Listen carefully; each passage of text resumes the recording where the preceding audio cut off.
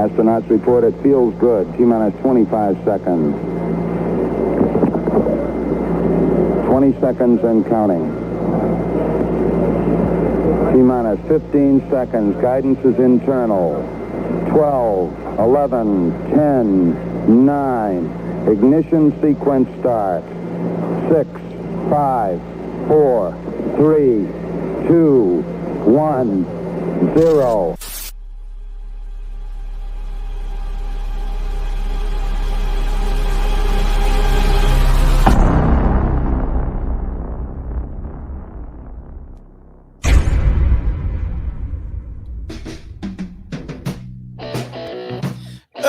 Oh, baby. What is up, Buffalo fanatics? Z-Bot here with you. Not live. This one's pre-recorded. Had to run out of town on a late second trip, so I apologize for not being here with you live, but I'm here with you in spirit, and I'm here with you pre-recorded, getting the a little mic issue there. What else is new? Getting this one in with you here. It's 10:30 in the morning here on Wednesday morning. It's a gorgeous day here in Rochester, New York. The sun is shining, not a cloud in the sky, and it's pretty indicative of how I'm feeling right now. It's Wednesday. It's the smoke break. You already know what it is, and it's so great to have you in off of a victory that doesn't get any more dominant. The Buffalo Bills with their statement victory against the Washington football team, following what you could say was a statement victory against the Miami Dolphins. And to put it pretty simply here, the Buffalo Bills are back. The 2020 Buffalo Bills that we've been dying to see rear their head in this 2021 season have officially showed themselves in the flesh. And that happened this past Sunday against the Washington football team, who is, of course, without their starting quarterback in Ryan Fitzpatrick, but nonetheless, the NFC East champions years ago, and a playoff team who I felt gave the Super Bowl champion Tampa Bay Buccaneers their toughest game in those playoffs a season ago. Looking at this game going into it, I thought it was going to be a lot tougher of a task than it wound up being. I thought that Washington would find a way to perhaps get their stout defense back to being stout. That was clearly not the case. I also had thought that perhaps Taylor Heineke was going to be the best quarterback the Bills had faced through 3 weeks. And I mean, let's be honest here, the first 3 weeks of the season, the Bills have not faced elite quarterback talent in the slightest. I mean, it's not even close. The Bills have faced 3 very weak quarterbacks through 3 weeks, but I thought because of that and the way Taylor Heineke had played against the Giants on Thursday night prior to this game, there was an opportunity for him to be the better quarterback that the Bills have faced through 3 weeks, and it just wasn't there at all. I mean, you could argue maybe it was the better performance out of the 3, but still a lackluster performance nonetheless, and the Bills absolutely blow the gates off of this one. Wind up scoring the most points in the league this weekend, and that included a Dallas Cowboys Monday night game that wound up being in the 40s for the Dallas Cowboys. Despite that, the Bills wind up scoring the most points in the NFL in week 3 to get the victory, 43-21, and this one, I said this multiple times throughout the last couple of shows. I had felt that over the 3-week period that included Miami, Washington, and then Houston coming up here, that to me felt like a really good opportunity for the Bills to put the Pittsburgh game in the rear view and use those 3 games against weaker opponents as tune-up games as the schedule begins to get a bit tougher. Obviously, following the Houston game, it's Kansas City, Sunday Night Football in Arrowhead, and then the following week, it is off to Tennessee in Nashville for a Monday nighter. Those 2 games are obviously not equivalent to playing Washington, Miami, and then, of course, Houston, as we'll get into later in the show, who the Bills open up against as 16.5-point favorites. That is disgusting. So that alone just goes to show you where the Bills are in comparison to their opponents. The Bills were a touchdown favorite against Washington, They were only a 3-point favorite against Miami, but that was because they were on the road. I have a feeling that would have been a lot higher had it have been in Buffalo. But it was clear and obvious that those three opponents were inferior to Buffalo, and it was an opportunity for the Bills to really show who they actually are, not who they showed themselves to be against the Pittsburgh Steelers. Now, they did that to a degree against Miami, but as you heard me and everybody else in the Bills community say, Josh Allen did not play well against Miami, which is tough to believe, seeing that the Bills won 35-0, but it was clear and obvious. Josh Allen did not play well at all against Miami, and of course, he did not play well at all against the Pittsburgh Steelers. And I had said, these three games were really good opportunities for the Bills to tune themselves up and get back into 2020 form, and then take that into the tougher opponents. But the biggest aspect of that, of course, was, can Josh Allen get back to MVP type caliber? And he didn't against Miami, but he did in a big, big way against Washington. And that, of course, is the thing that we all wanted to see.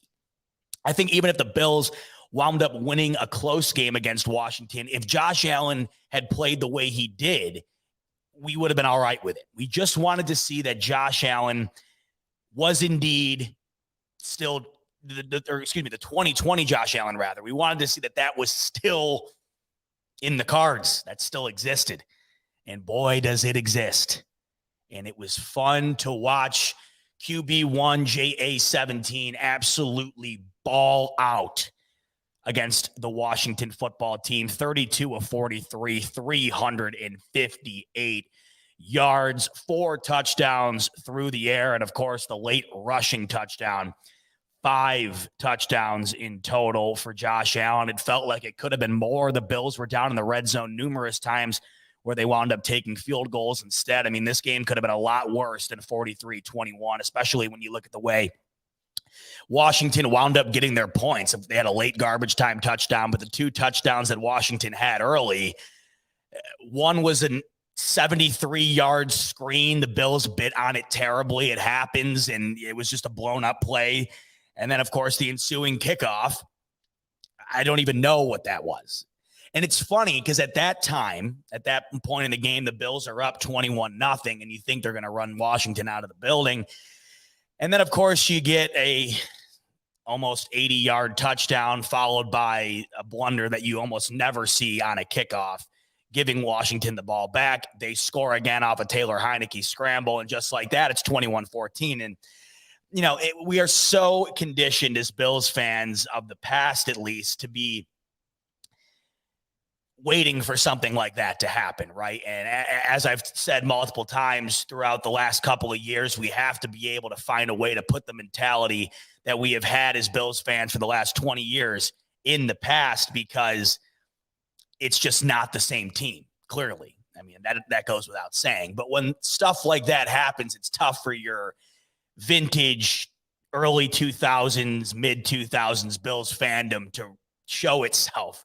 When the Bills are up 21-0 and within the span of literally 3 minutes, it's a 1-score game again. But the one thing that I loved about this game is, following those 2 blunders, the Bills did not slip up again. And that's what you need to see on a weekly basis from a contender. If you allow a team back in the game, you let up shot plays, obviously it's not going to be a blowout every week. And it's tough to blow out any team in the NFL. I mean, let's face it. The games against Miami don't happen quite often. 35-0 is a tough feat to accomplish in the NFL. There's a reason that was the Bills' biggest win in a quarter century as far as point differential is concerned. And as far as holding an opponent to 0 points. So obviously those are not, they're rarities, or they're not common occurrences is a better way to put it. But when the Bills are, up 21-0 and in the blink of an eye, it goes to 21-14, you're like, here we go. How is it even possible? Because if you got up, went and got a beer and took a leak, you could have came back and you wouldn't have known what happened. That's how quick Washington got back in the game. But the beautiful thing was the Bills were able to end the half very strongly. They had a gorgeous drive to end the half. And it's the little things like that that you're looking for from a team like the Buffalo Bills. You're not looking to just win the game. when you're looking at championship contenders, you look for the little things that are going to wind up mattering to get you to that next level, the conference championship, playoff wins, and of course, the ultimate goal of a Super Bowl. And that right there is a prime example of the little details that need to be executed in order to be that contender. And it's getting it done in the 2-minute drill or less before the half. And to do that after what could have been a demoralizing couple of sequences from the 80-yard touchdown and the blunder on the kickoff, you could see where things could have unraveled. They definitely could have. I mean, that is a total gut punch to be up 3 touchdowns and within the blink of an eye only be up 1. That's adversity in itself right there. And the Bills did not waste any time putting that in the rear view. They have an unreal drive. Josh Allen poised, calm, and collected right before the half. Tyler Bass, tried and true from deep, nails it. Bills take that lead into half. And then Washington gets the ball first out of the half, does nothing with it. And then my favorite drive of the game comes right after Washington's first possession of the second half. The Bills probably had the ball for what felt like 9-ish minutes, and they go all the way down the field for a touchdown. And it was gorgeous for multiple reasons. One, because Josh Allen looked like vintage Josh Allen in that drive. They milked the hell out of the clock, and they showed in that drive those 2 touchdowns that Washington scored were an anomaly. We're still going to blow them out of the water in this game, and that is exactly what they wound up doing. Let's focus on Josh Allen here for a minute, because that, of course, is the biggest storyline out of this game. And I can't tell you how exciting it is to just have witnessed that form of Josh Allen again. I mean, I know it was only 2 weeks where we didn't see it, but 2 weeks was long enough. And I don't think we want to see another week or 2 of that again. We don't want to see a Josh Allen who's not what Josh Allen was on Sunday for multiple reasons. One, it's way tougher to win, of course, but 2, it's way less fun to watch. When Josh Allen is not performing at his highest level, these games are boring.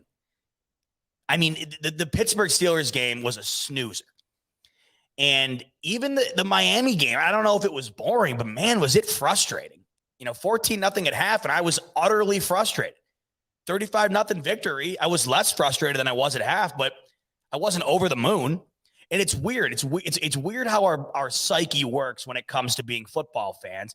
The Bills win by 35 against Miami, and they win by 22 against Washington. And the 22-point win feels leaps and bounds better than the win against Miami that had 2 extra scores tacked on to the point differential. It's weird how our psyches work. It's weird how our eyes work when it comes to this sport, because a lot of it is an eye test. Sometimes a win by 1 point can be infinitely more impressive than a win like the Bills had against Miami. That's just how football is. And to a common, or not a common, but a fan who doesn't watch much football, they might not be able to quite grasp that concept. But the reality here is it's all about what you show and prove from the eye test. And the Bills, in a victory against Miami that was an utter blowout, did not pass that eye test at all on offense. Their defense certainly did, of course. But what we're looking for here early on in the season is, can the Bills offense pass the eye test? And the eye test being, can they show us that they are capable of performing the way they did a season ago? And that is exactly what we saw on Sunday. And I got to be honest, out of the last 3 opponents the Bills have faced, it's not like Washington is any worse. Pittsburgh's defense is elite, that's for sure. But we thought Washington's defense was elite. It certainly was last year. And Miami's got a stout defense too. And I understand all 3 of these teams, their offenses are struggling for sure. But it's not like the Washington football team was any worse than Miami or what I think Pittsburgh is right now. So it doesn't make this win any less impressive because the Washington football team is 1-2. That division is still wide open, and they have a backup quarterback in who just had his 4th start of his career. So to me, it's incredibly, incredibly impressive. The opponent involved does not quite matter to me, because the Bills did not do this against Miami, who I don't think is any better than the Washington football team. And the Bills didn't do anything against the Pittsburgh Steelers. And we've watched now in the last 2 weeks, Pittsburgh look terrible. I mean, there's no other way to put it. Pittsburgh looks god awful. And if the Bills played them again, I told you this after the loss, if they played them 10 times, they'd win 9 of them. And unfortunately, week 1 was the one they didn't get done. But it's amazing how after 14 days have passed from that game to the Washington football game, how much different this Bills team seems to be and how much different that Pittsburgh Steelers team seems to be. I mean, there are plenty of people right now begging for Ben Roethlisberger to retire. And I don't know how wrong they are. Roethlisberger looks awful. He didn't look good against the Bills either. The Bills just had a really bad day. The Bills, and I think this is proven now over 3 weeks, the Bills just beat themselves against the Pittsburgh Steelers. And of course, yes, I give all the credit in the world to Pittsburgh's D, but if you go back and watch that game, the amount of errors the Bills had in that game, it was just, they were countless amounts of errors, and they shot themselves in the foot numerous times. And I think that was more of the reason as to why the Bills lost, not necessarily the fact that Pittsburgh's defense is as good as it is, because we've seen the Las Vegas Raiders rip up that Pittsburgh D. And then this past week, you watch the Pittsburgh Steelers, and you're wondering, are they even going to be a winning team at the end of the season? I mean, they lost 24-10. Joe Burrow and the Cincinnati Bengals, a team that is essentially equivalent to Pittsburgh the way the Bills were equivalent to the New England Patriots over the last 2 decades. That's just a team in Cincinnati that is almost a guaranteed 2 wins for Pittsburgh every single year. And they got their ass kicked by them. I think everybody, of course, wants that game back. But these last 2 games have really helped for the Bills. These last 2 games have really helped me put that one back. Saw somebody tweet this out this past week. Not sure who it was, but I thought it was a great point. I don't ever condone losing. I don't ever root for it, obviously. And, you never want to lose. But there might be some sort of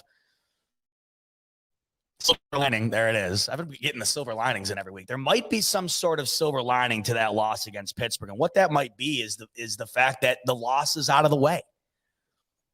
I mean, you look at Pittsburgh last year, they went 11-0, and the end of the season absolutely unraveled.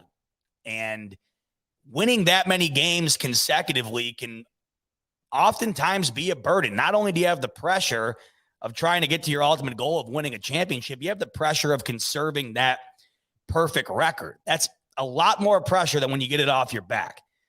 And in hindsight now, might it be a good thing the Bills got their loss out of the way week 1 and it kicked them in gear to have 2 wins that were by what seemed to be an infinite amount of points? That's potentially possible.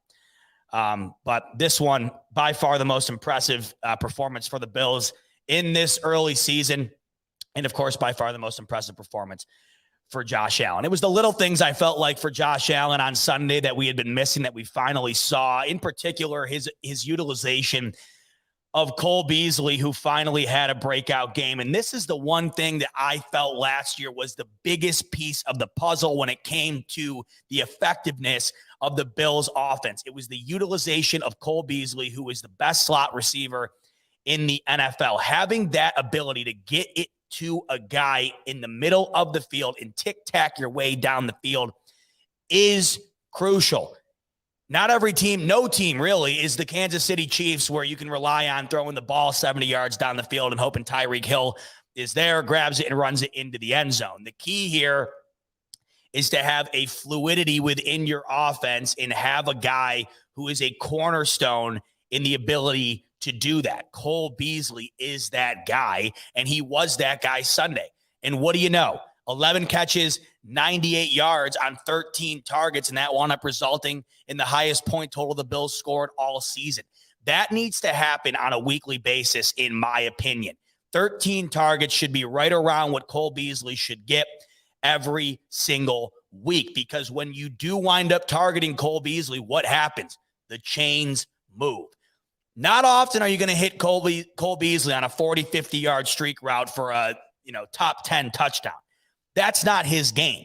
What Cole Beasley's game is getting you down the field incrementally. And that's what the Bills did all Sunday long. I mean, look at that drive I was just speaking on a few minutes back. The drive getting down the field, the first possession for the Bills in the second half, they milked 9 minutes off the clock and put the ball in the end zone. That is what you want to do, especially when you look at your opponents that are coming up. The key to beating the Kansas City Chiefs, it's not hard. Keep Mahomes off the field.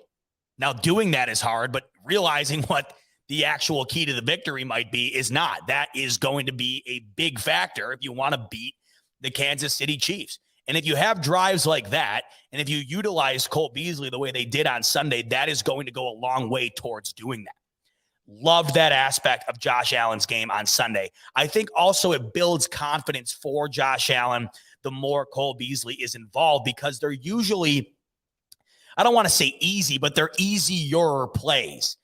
It's not like you're throwing, like I just mentioned, you're not throwing bombs to Cole Beasley. Oftentimes they're not scaling the sideline going down the field. They're usually right in the middle of the field, bread and butter plays. And that has to build confidence for Josh Allen. I mean, think about it. He was 11 for 13 when throwing the ball to Cole Beasley. That right there, how could it not be a confidence builder? Almost every time you throw the ball to him, it's a grab. And I think Josh Allen needed that. You could tell there was a lack of confidence against Pittsburgh, especially when he missed Emmanuel Sanders on that deep route. And then I think that trickled into the Miami game as well. I just didn't seem like there was an overpouring of confidence for Josh Allen in that game whatsoever. But in this game, it was anything but. I mean, it was confidence from the get-go. Josh Allen looked so calm and collected in the pocket, so poised. That to me was the other key that I witnessed from Josh Allen on Sunday that really stood out to me. His ability to navigate the pocket on Sunday was beautiful. That Washington football team's front line is extraordinary. Montez Sweat, Chase Young, of course. Oftentimes, it's going to be near impossible to shut those guys down entirely throughout the game. Yet, in this one, even when those two, or that line in general, broke through, Allen navigated the pocket. I mean, he was like a Garmin out there. He was like Magellan navigating that pocket. So smooth, moving in and out. We saw it on the touchdown run. Chase Young's coming around the edge, and all Allen does is bop out. Could have crawled in. There was nobody there. And we saw it numerous times throughout the game where Josh Allen would create space. He would create time by moving through the pocket. And I think the difference in this game compared to the other ones is that when he did that, he found the nearest open target and wasn't necessarily forcing it down the field. And he was doing it with accuracy. The accuracy for Josh Allen in the first 2 weeks was not there. I mean, let's just put it bluntly. It wasn't there. The accuracy was there, and then some in this one, 32 of 43. You're not going to find a much better day than that. And the passing attempts were back up again, but I think a lot of it was due to the fact that the throws that were being made were typically going in the middle of the field, which seemed to be wide open the entire game. And it was a lot of incremental throws down the field as it continued to get them towards the end zone, and boom, resulted in 43 points. I have been absolutely over the moon ecstatic with Emmanuel Sanders' output thus far with the Buffalo Bills. The first 2 game stats might not show it, but I mean, think about it. I bring this play up all the time, but I mean, he was wide open based on his route running against the Pittsburgh Steelers that wound up could have being the ultimate difference in the game. I think he has looked amazing. It's tough to tell the difference between him and Diggs on the field sometimes because his movements really seem to resemble Diggs, who I think moves in a way that most wide receivers can't in the league. His route running is the best in the league. And when he gets the ball, he is a tough tackle. He is so shifty. And I see a lot of that in Emmanuel Sanders. His movement is incredible, and he is lightning quick. I have absolutely been blown away with what I have seen out of Emmanuel Sanders early on in his Bills career here. And Sunday, it didn't get much better. 5 catches on 6 targets, 2 of which resulted in touchdowns, a 41-yard long catch, and 94 yards total. Emmanuel Sanders, I am loving what I'm seeing, and it's just another fun to watch and electric piece on a Bills offense that look out the way they have been putting up points recently, especially on Sunday. And that's the thing. I mean, they were off. Let's be real. They were off against the Miami Dolphins, and 35 points still wound up going up on the board. And then you get back on track the week later, 43 points. That is not easy to do. When you wind up blowing a team out like the Bills did against Miami, following that up is not easy. When you blank a team, when you put up that many points, it's tough to keep that consistency. And of course, we're not expecting this type of consistency week in and week out. But back-to-back weeks to get a victory in the way the Bills did and to put up the amount of points they did, all while holding their opponents in check. I mean, Washington really didn't have a sound and legitimate touchdown drive all game.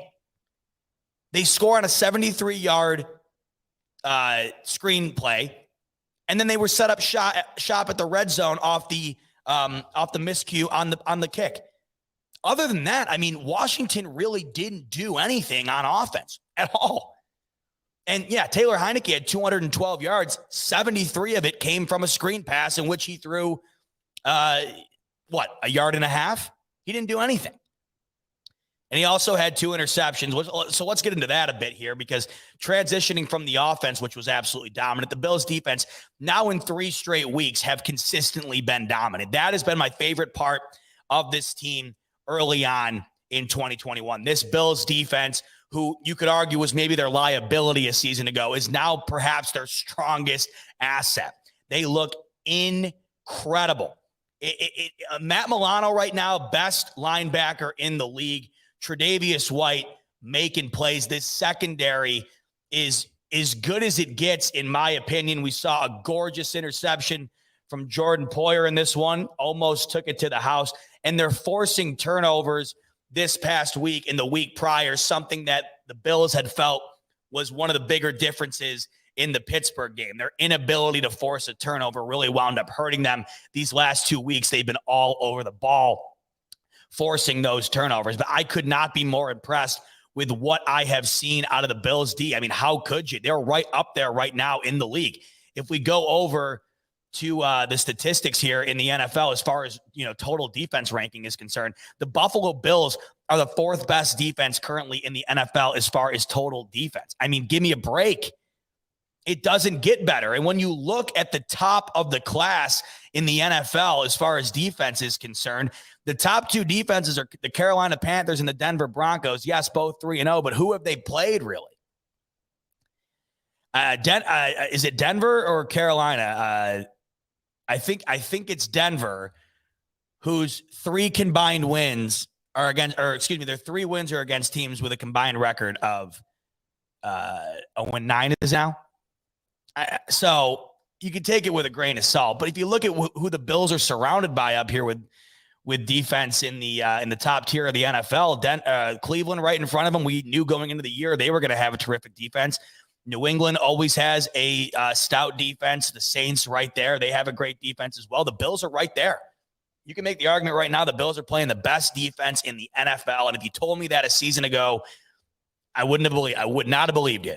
I would not have believed you. This Bills defense perhaps might be their strongest asset right now in the 2021 season. And what we saw on Sunday is exactly what we're hoping to see throughout the season, because that is going to be championship caliber. And that is a combination of the elite offense the Bills have and have shown that they can consistently play with. Last year, brought it back on Sunday against Washington.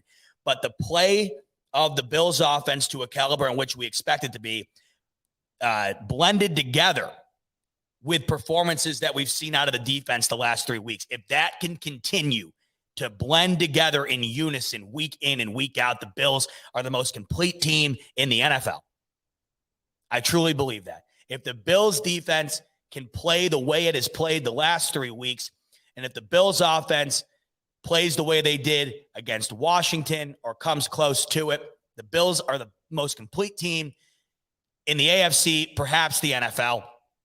And I don't know many teams that are going to beat them playing that way. I really, truly don't. I mean, I find the Chiefs right now. Let's get into that a little bit. Because it's funny. Following the loss to Pittsburgh, there is no way in hell I thought the Bills would be able to compete with the Chiefs. And I'd be hard-pressed, I think, in that weekend to find anybody who would think otherwise. And it's amazing, once again, just how the storylines change in the NFL so frequently, so rapidly. Right now, the Bills are a better team than the Kansas City Chiefs, and they have displayed that. The Chiefs' defense is abysmal. The Chiefs' defense is not good. They have the third worst total defense in the NFL. And they are now losing close games that we have become so accustomed to watching them win. See, that's the thing. The Chiefs rarely blow anybody out. They rarely do what the Bills have done the last 2 weeks. They always wind up winning, though, but those wins are very marginal in point differential. The games always seem to be close. What we've seen early on here, though, is they're not resulting in victories like they typically do. And they now find themselves in last place in that division. They find themselves under 500 for the first time in nearly 7 years. Is it a sign of concern? I think so. Now, of course, we can't get too ahead of ourselves and we can't rule anybody out. I certainly won't be. But I think there's a sign of concern there for Kansas City. I don't think it's time to panic by any means. But when you have the third worst defense in the NFL and you're losing tight games to divisional opponents that you typically beat, how could you not be concerned? I would be. And in this given moment, if the Bills were to play the Chiefs this week, and we'll know soon enough they play them next week, I think the Bills win. And I would not have said that after the Pittsburgh game, and frankly, I would not have said that after the Miami game. But looking at how the Chiefs have performed, and now looking after 3 weeks, how the Bills have finally been able to blend together their two units into elite performance, I am taking the Bills right now over the Kansas City Chiefs. As far as total offense is concerned, too, the Bills have also scored, I think, the fourth most points in the NFL. So you're combining the fourth most points in the NFL on offense with the the fourth best total defense.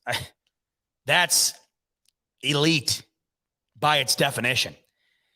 And finally, after 3 weeks, I'm excited to continue on this season knowing that the Bills are the legitimate contenders that we all thought they would be coming into this year. I think a game like Sunday was just needed. I think a game that kickstart what the Bills truly are into gear was needed. And that's why I felt that the 3 week period in which, included Miami, Washington, and now coming up Houston, it was very crucial because I think that's going to build a lot of confidence for this Buffalo Bills team.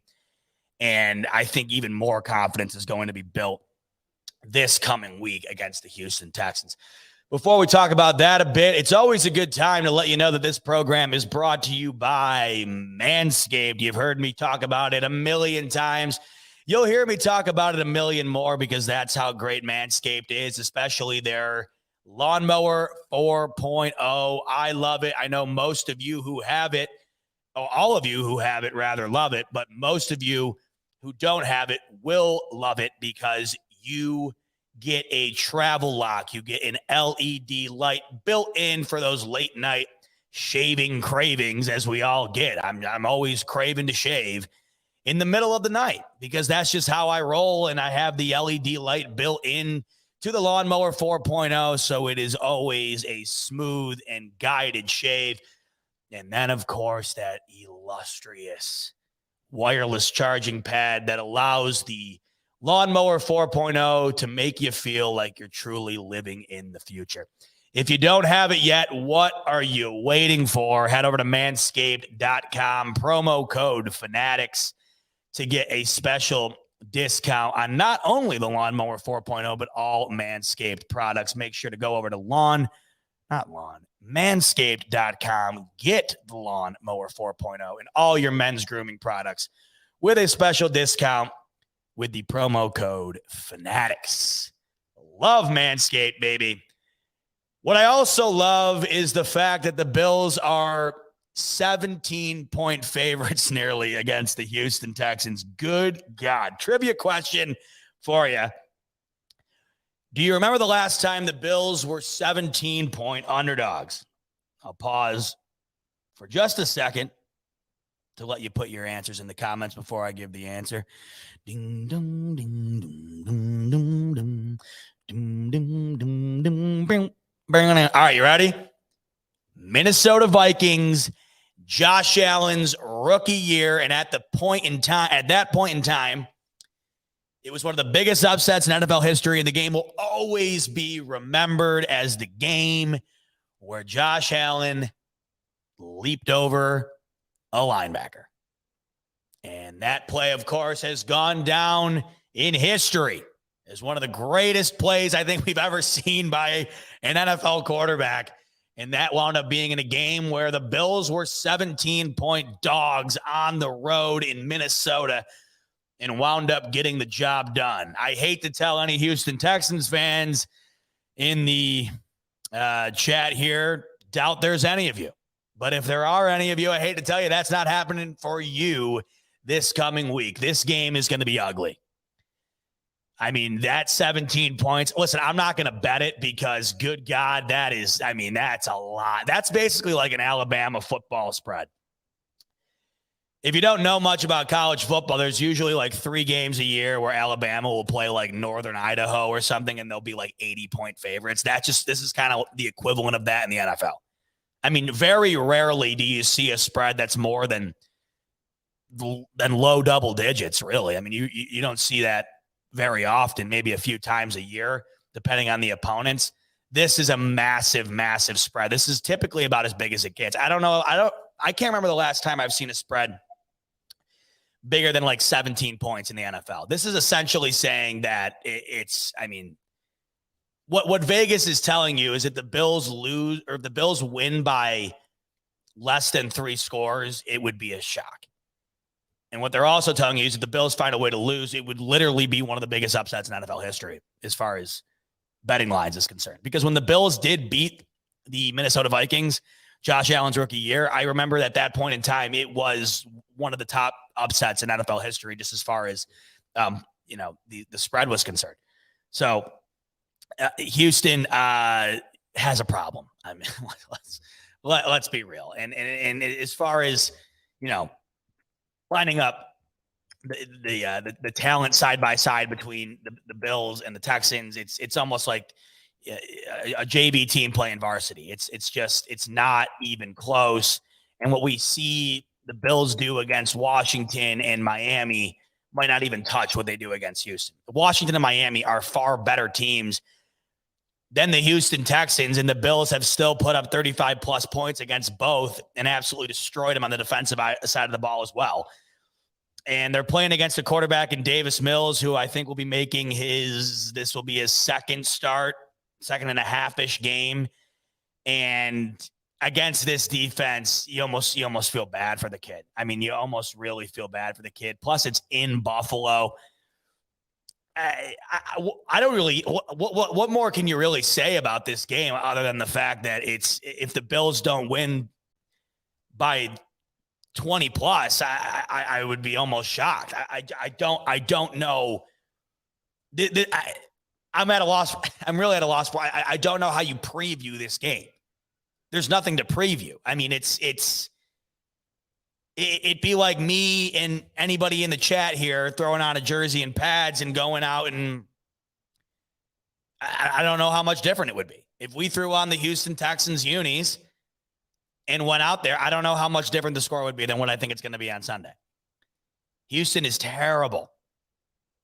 And they're far, far worse without Tyrod Taylor, as we saw. To be honest with you, with Tyrod Taylor, I don't know how they weren't nearly as bad as I thought they were going to be. That's for sure. They beat Jacksonville 37-21 in week 1. Now we know how bad Jacksonville is, but I wasn't expecting the Texans to really beat anybody this year. And Tyrod Taylor looked good the first 2 weeks. They gave the Browns a run for their money. But once Tyrod went down, I mean, this season is going to be very, very tough for Houston Texans fans. Not that it wasn't going to be already heading into the season the way things were with Deshaun Watson in the offseason and just the roster in general, but now losing Tyrod, it's ugh.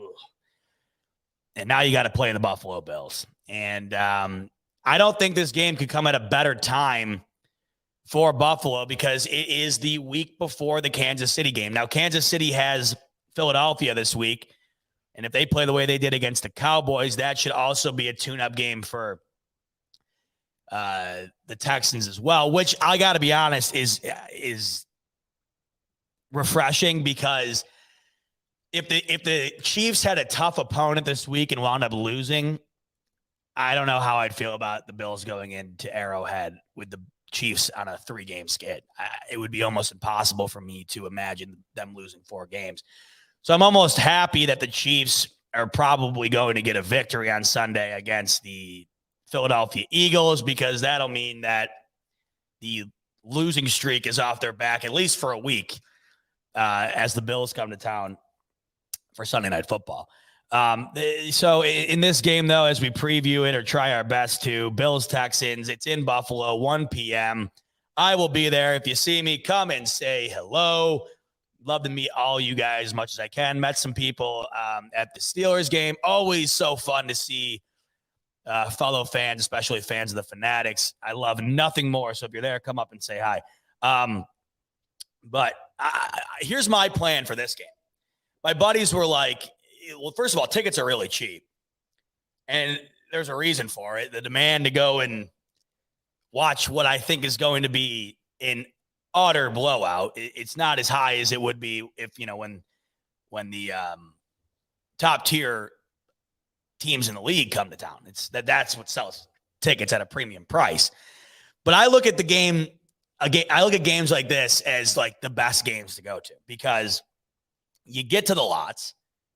You have no worry in the world, really. There's not going to be a moment in time that I ever consider the Bills not only losing, but I'm not even going to consider this game being within a score. It's 2 scores or bust mentality going into this game. And you get there and it's just nothing but fun. Now, Bills games are nothing but fun in general, but they're a lot more fun when you don't have to worry about them potentially losing. And this is one of those rare opportunities where you can, and this is a rare opportunity for any fan base in the NFL. There are a few games a year, maybe less than a few, where you can literally guarantee a victory. And if you can go and do that in the stadium, it's a lot of fun because you can party all morning in the lots with no worry in the world. And you go in and it's just a massive party. I mean, if Josh Allen goes out there and they put up 50, which they're more than capable of doing, we've seen.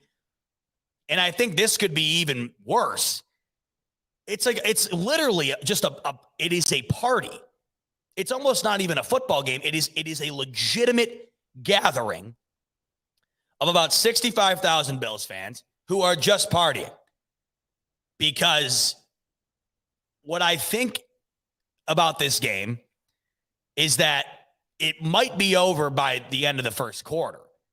And if that's the case, you're just partying, man. You're literally just having a freaking blast waiting for the fourth quarter to hit quadruple zeros. And that's great because you don't get to do that very often. You're not going to be able to do that against the Chiefs, the Titans, the Buccaneers, you name it. Perhaps the rest of the season. Well, we're in a rare scenario in the NFC or the AFC East because we'll be able to. Yeah, well, you know what? The more I think about it, what a year this is going to be, because we're going to have 2 opportunities to do that against the Jets, and I don't think we can necessarily do that against New England. I never want to have that mentality against New England. You could probably have that mentality at this point against Miami again. What I was told yesterday, the Bills have the easiest remaining schedule in the NFL if you look at DVOA.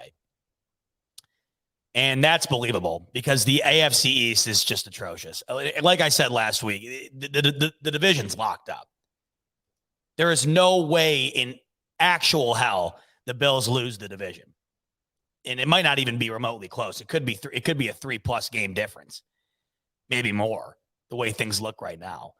But I love the opportunity to have a game like this, to go to the stadium and just have a freaking blast.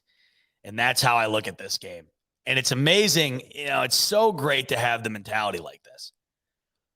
I mean, imagine being so much better than your opponent that you really don't even, what's the point in previewing the game? There's nothing I could say right now. The only thing that would be worth previewing is like looking into what potential single game records the Bills could break on offense. I mean, that's really the only thing worth previewing. Like looking into like all-time NFL records that Josh Allen could potentially have under his belt at the end of this game. How many points were scored in an NFL game that wound up being the record? I mean, that's the type of things you're previewing in this one. Now, good God, I'm telling you, if the whole team catches an illness and can't play and they wind up losing, this video's off YouTube. No record of this. So if you want it, screen grab it now. But it's not. There's no point. There's just no way in hell. There's no way in hell. So the way I'm looking at things, the Bills should very easily be off to 3-1, and it's getting interesting in the AFC right now. It really is. Let's take a look at the AFC landscape here. If you had the Denver Broncos and the Las Vegas Raiders being at the top of the list to start the year, you didn't. Like you just didn't have that. But let's not get carried away with what we've seen out of Denver. Their opponents have been abysmal.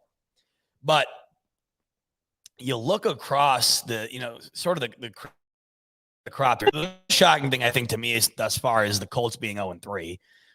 I really thought the Colts were going to be a legitimate contender this year, and that is looking like the furthest thing from. But you currently have 1, 2, 3, 4, 5, 6 teams at 2-1. Bengals, Ravens, Browns, Titans, Chargers, and of course the Bills. And then you have the 2 undefeateds, the Raiders and the Broncos. But it's weird as you scroll through here. You see the Chiefs at dead last in the West, and you see the Steelers at dead last in the North. You see the Bengals at number 1 in the North, and you see the Raiders at number 1 in the West. It's been an odd start to the season. It really has. I think the one team that has solidified themselves as the best team in the league right now is the Rams, and I think the number 2 spot is up for grabs for a decent amount of teams, Bills included. I can't rule the Chiefs out ever and not being one of the 2 best teams in the league, but that to me, the game against the Bills is going to be the ultimate deciding factor as to where I think the Bills are and where I think the Chiefs are trending in. That's going to be a huge litmus test for both teams in a couple of weeks here. But I think it's open season really in the entirety of the NFL. I mean, the Rams destroyed the Buccaneers, and the Packers got destroyed by the Saints, but now they look back to form. I really do think right now the Rams have solidified themselves as the best team in the league. But the number 2 spot, the Bills are right there. I truly believe that. And then, of course, then the Bucks, the Chiefs, and I don't know. From there, it's really open game. It's wide open. There's no other way to put it. This year is wide open. There's been no better chance for the Bills to make it all the way than this year. I really think that's the case. I really, really do. Oh, my God. I absolutely love it. Good time to let you know about our good friends here at Buffalo Fanatics, NordVPN.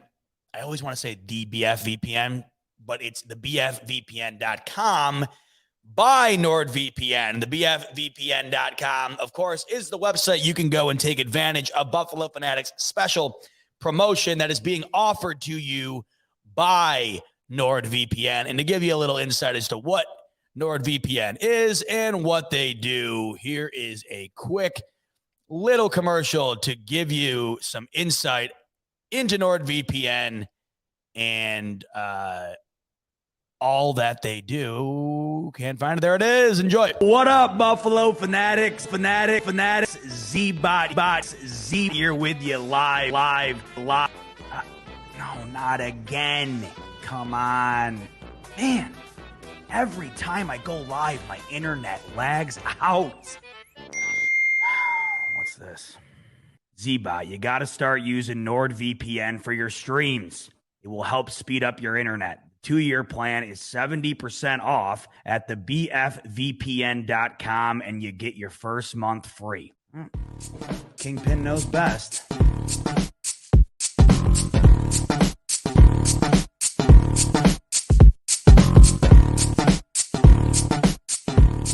Oh, that's what I'm talking about. Z-Bot back with you with better than ever internet connection thanks to NordVPN. The best live streams use the best internet connection.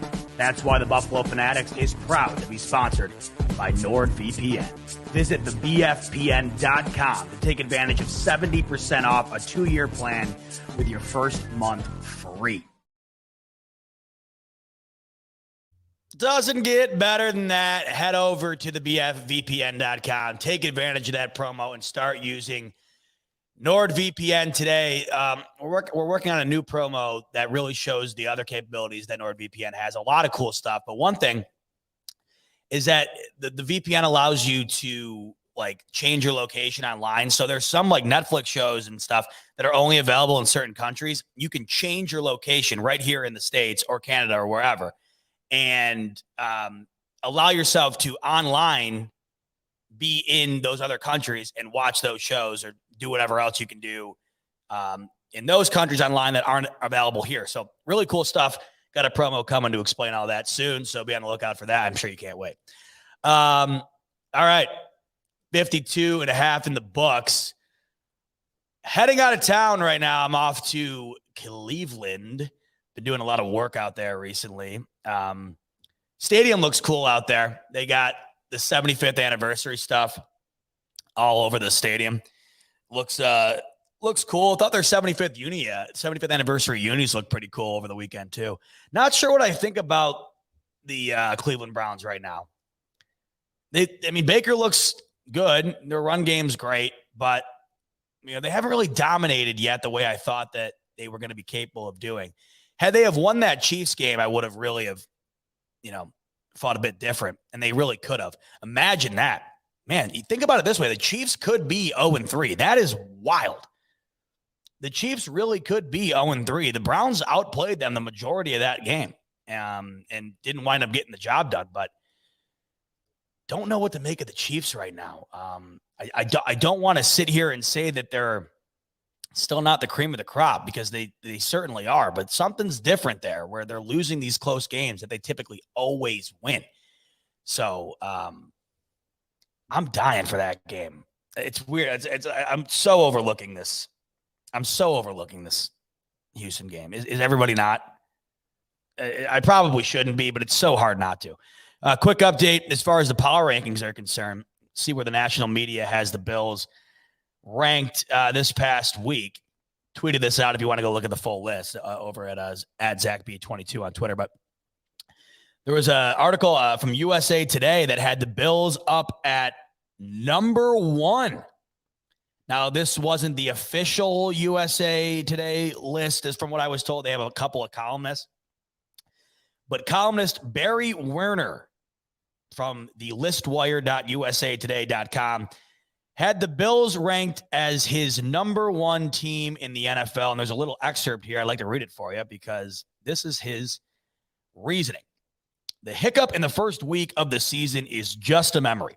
The Buffalo Bills look threatening, menacing, and most important, complete. They destroyed Washington. Josh Allen was brilliant. And for a reward, up next, the Houston Texans. Very well said. Very, very, very well said. Barry Werner of USA Today. He's right. I mean, he's got the same mentality I do, and I'm sure all you do. It's like, yeah, your reward here, the Houston Texans. Like, that's the preview. Like, oh, the preview is what wings am I going to have for the game? Am I going to get the Cajun honey butter barbecue? Am I going to just go standard medium? Like, that's the preview. I love it. Anyway, power rankings. So Werner there had him at number 1 for USA Today. Their highest ranking was in the Washington Post at number 2 after that. And then ESPN and Sports Illustrated, along with The Ringer, had the Bills at number 3. The NFL.com had them at number 4. Yahoo at number 4. CBS at number 5. Bleacher Report number 6. NBC number 7. And I don't know what's going on at the New York Post. God bless them. They are upset with the fact that the only New York team is far better than their 2 New Jersey affiliates. They had the Bills at number 8. They must not be watching actual New York football. That's all I can say. All right. This one is in the books. Another one up and done.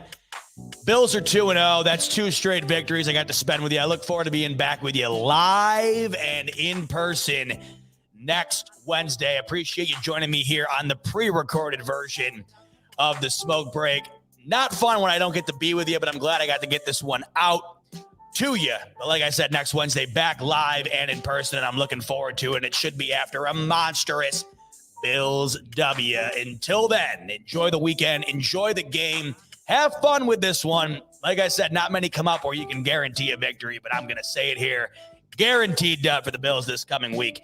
Enjoy it. Until next Wednesday, I'm Z-Bot. Have a great weekend. Enjoy the game. And as always, go Bills.